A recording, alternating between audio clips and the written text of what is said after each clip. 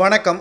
அதிமுகவை ஒன்றிணைக்க வேண்டும் என்பதற்காக தற்பொழுது முயற்சியில் ஈடுபட்டுள்ளார்கள் பன்னீர்செல்வத்தின் ஆதரவாளராக இருந்தவர்கள். தற்பொழுது பன்னீர்செல்வம் அவர்களது ஆதரவாளர்கள் திடீர் திருப்பமாக பன்னீர்செல்வம் அணியிலிருந்து விலகுவதாகவும், அதிமுகவை ஒற்றுமையாக இணைக்க வேண்டும், ஒருங்கிணைந்த அதிமுகவை உருவாக்க வேண்டும், 2026 சட்டமன்ற தேர்தலை ஒருங்கிணைந்த அதிமுகவால் எதிர்கொள்வதற்கான அனைத்து முயற்சிகளையும் நாங்கள் செய்யப்போவதாக வைத்திலிங்கம், புகழேந்தி தற்பொழுது அதிகாரப்பூர்வமான அறிவிப்புகளையும் வெளியிட்டிருக்கிறார்கள்.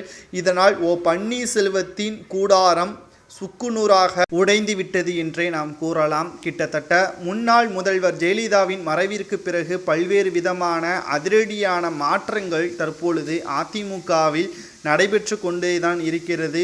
குறிப்பாக பன்னீர்செல்வத்தின் ஆதரவாளர்கள் மிகப்பெரிய அளவில் சோதனைக்கு உள்ளாக்கப்பட்டு தான் வருகிறார்கள். மேலும் அதிமுக ஒருங்கிணைந்தால் மட்டும்தான் 2026 சட்டமன்ற தேர்தலில் வெற்றி கொள்ள முடியும் என்ற தகவல்களையும் நம்மால் பார்க்க முடிகிறது. கிட்டத்தட்ட எடப்பாடி பழனிசாமி அவர்களுக்கு ஆதரவு அளிக்க வேண்டுமா வேண்டாமா என்பது இங்கு கணக்கு கிடையாது.